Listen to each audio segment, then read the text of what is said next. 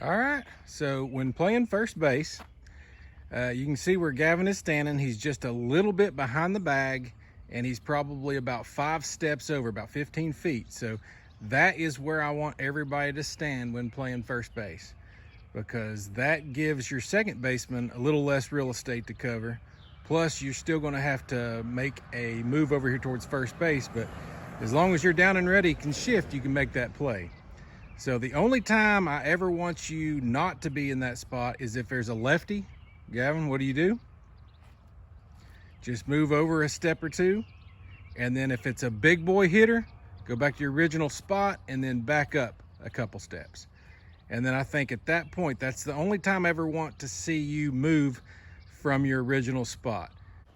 All right, so now we need to talk about how to properly cover the base. So when playing first base, you see where Gavin's standing. When the ball gets hit to second base, he immediately goes, and you can see where his right foot is barely on the bag, and his glove will be pointed towards the man throwing the ball. So we'll do a scenario. All right, when playing first, ball's hit to second base. Gavin gets over, puts his right foot on the bag. Second base throws him. His glove is pointed towards the person throwing it to him, and he's out. All right, when playing shortstop, ball gets hit to shortstop. Over there, right foot barely on the bag, glove pointed towards shortstop, and he catches it, he's out. Okay, also when covering first base, where Gavin is down and ready, if the ball is hit just to his right a couple steps, that's his responsibility to get it and take it to first base. But if it's more than a couple steps, I want my second baseman to cover it. So when the ball gets hit, if it's hit right there, that's his responsibility. Okay, but when the ball is hit this way, that's second base's responsibility. Second baseman picks it up, throws it to Gavin at first. Okay, when playing second base, there's a lot more to cover, and there's a lot of different scenarios that you need to think about. So you see where Gavin is. He's actually playing pretty deep for second base, but that's where I want him. When there's no men on base, this gives you a little extra time because your throw is at first base, so you don't have to throw it very far. So backing up a little further gives you a little more time to cover the full real estate, both left and right, when the ball's hit. So if the ball gets hit off here to the right and it's hit hard, Gavin should have the time to be able to shift over and make that play. So the only times we need to adjust that position when there's no men on base is if there's a big boy batter. Then you might want to take a couple extra steps back, because like I say, if the ball's hit hard down first base line or towards second base, you've got time to react because you're back far enough, as long as you're shifting. And then the play's still at 1. Or if there's a lefty, then you can take a couple steps to your left. Okay? So that's the only times you would adjust when there's no men on base.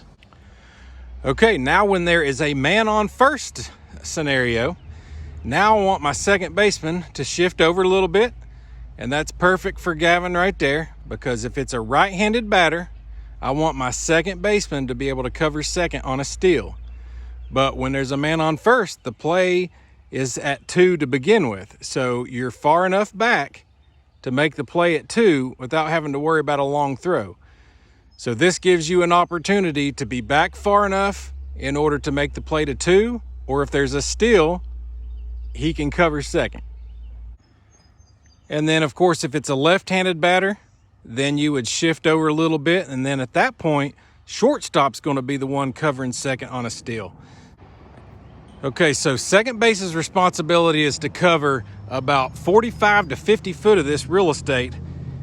And you got first baseman that's going to be off the bag about 15 feet. So Gavin, now covering second base, has got a wide area to cover, so that you've got to be down and ready. And when that ball gets hit, so if the ball is hit down first base line, you were to back it up. So if that ball gets hit down first base line, Gavin is now there in case first baseman doesn't get it. Okay, now when playing shortstop, okay, when there's no men on base, okay, shortstop's responsibility is to throw it out at first. So you need to make sure that you're close enough to be able to scoop the ball up and throw it to first base. So also when you're playing shortstop, just like second base backs up first base when it gets hit down first base line, Shortstop now backs up third base when it gets hit down third base line. So when the ball gets hit to third base, okay, third baseman misses it, shortstop should be in position to get it. When there is a man on first scenario, now the play is at 2. So now you can back up even further, because now you want to give yourself time to react, to shift to the ball and go to 2, but also knowing that if it's a right-handed batter, second baseman is covering second for the steal. And if it's a left-handed batter, then shortstop's the one covering second base for the steal. All right, so when there's a left-handed batter and there's a man on first scenario, you got to be concerned about the steal. So when the ball crosses the plate and he starts stealing, shortstop covers the bag, you catch it, and you tag low. So when there's a right-handed batter and there's a man on first scenario, you've got to be able to cover the steal. But it's second base's responsibility to cover the bag, but it's shortstop's responsibility to back it up. So when he's stealing, Gavin is going to make sure and get back far enough to when the ball is thrown away, he gets it and he comes forward with it. So when you're playing second base and there's a right-handed batter, it's your responsibility to cover the steal. So when the ball is crossing the plate and it's a steal, second base has got to be there, catches it, and he tags low. And shortstop should be in about 20 feet behind the base to back it up. All right, when there is a left-handed batter up, it is the shortstop's responsibility to cover the second base on a steal. But it is second base's responsibility to back up shortstop. So when there's a steal, shortstop covers the bag, second baseman is in behind about 20 feet in case it's thrown away. He is right there, and as he gets it, he runs in and he goes for the tag. Okay, so when you're playing shortstop and there's a man on first and second, now you still play back like you were at first, but now you shift over a little bit closer to third base because now your play's at 3. So when that ball gets hit, you go to 3 with it. If there is a steal, man on second is going to third. That's your concern. You're not worried about the man stealing from first to second. You're watching the lead runner as he steals from second to third. So as the steal goes, third baseman covers third and shortstop backs up that throw, and you can see how far Gavin is back there. He's about 25 feet, and that is to allow enough time to be able to react and stop that ball. Okay, so now when playing third base, obviously down and ready to go. When there is no man on base, okay, there is no reason for third base to cover third base at any time unless there's a lot of throwaways. So I want my third baseman to react to the ball if it's hit towards shortstop. So if it's hit short and it goes like that, my third baseman should be in position to go to 1 before my shortstop gets there. Okay, and then also when there's a man on first, there's still no reason for my third baseman to cover third unless there's a throwaway. So I want him to react to the ball. So once again, man on first, the ball gets hit, he shifts over, he goes to 2, and we get the out. Okay, so now when there's a man on first and second, plays at 3 now. So my third baseman is no longer needed when the ball gets hit towards shortstop. I need him on third. So that is when shortstop covers and goes to 3. But he's still got to be able to get to 3. So when that ball gets hit down the line, you have plenty of time to scoop, touch, and you can either go 2 or 1 depending on the angle of your body. All right, when playing third base again and there's a man on first and second, you've got to respect the steal from second to third. So my third baseman has to cover the bag. Once the ball crosses the plate and he steals, he covers the outside of the bag, he catches the ball, and he immediately tags down low, because when they're sliding in, that's where you're going to get him. Okay, when playing catcher, this is what I want to see. I want to see my catcher angled towards the pitcher with his glove not covering his eyes, where Gavin's got it there. And when there's no man on base, your sole responsibility is just to catch the ball, okay? And when you catch it, try to bring the ball right there back into the strike zone. All right, when playing catcher and there is a man on first scenario, you see how Gavin angles his body a little bit, so he has put himself in position to where when he hops up, he's already in throwing motion to second. That'll save a half a second right there. So when the ball crosses the plate, make sure that you show that first baseman that you are prepared to throw him out if he tries to run. Catch, look at him. That's all you got to do, is make sure that he knows you're paying attention. All right, when there's a man on first scenario, Gavin's angled again, got his body in the perfect position. When the ball crosses the plate, he's stealing. He hops up immediately. All right, when there's a man on second, you angle your body back, because now you're going to be in position when he tries to steal from second to third. But the biggest thing is make sure when that ball crosses the plate that you stare at the man on second to make sure he isn't trying to steal. There it goes, catches, look at him. If you need to stand up to show some authority, go for it.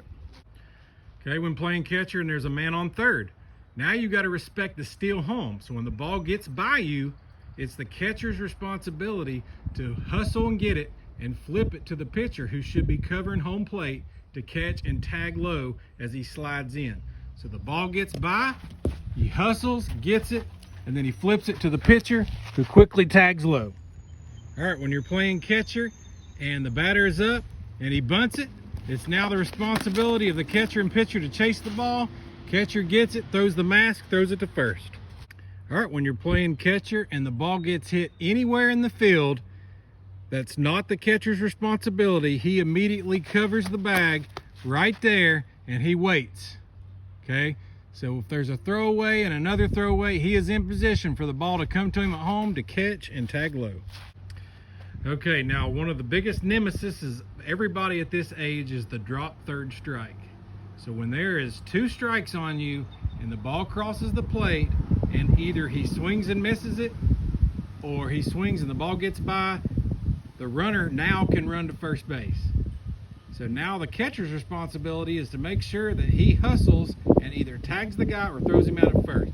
So the ball crosses the plate, strike, he drops it. Now Gavin quickly grabs it, recognizes it, and tags the batter as quickly as possible. All right, so when there's 2 strikes on you again and the ball does get by you a little bit, you've got to hustle, get it, and throw it to first. Strike 3, right there, go. He picks it up and he takes it and he throws it to first and he gets the out. All right, switched angles a little bit due to the sun in the eyes, but when playing catcher, one of the biggest things is there's going to be a tip foul that goes straight up in the air. Immediately when that ball gets popped up, you throw that mask off, look for the ball and catch it. So we don't have a batter, but you're going to pretend that this ball is a pop-up, throws his mask off, and he comes over there and he makes that play. All right, when pitching, where the rubber is, you got to make sure that your feet are barely on the rubber. Okay, you can either be facing towards the catcher or you can kind of have your right foot that way, looking at the catcher. So when pitching, there's 2 forms. You can either do a rocker step where you rock about a foot and then you bring that left leg up and then you really drive that left shoulder towards the catcher. The other option is just immediately go into your windup, bring that left leg up, and then drive that shoulder right towards the catcher. All right, Gavin is going to demonstrate pitching. He is going to do his rocker step. He's going to really bring that left leg up, and he's going to drive that shoulder in, and he's going to hit the outside corner for a strike.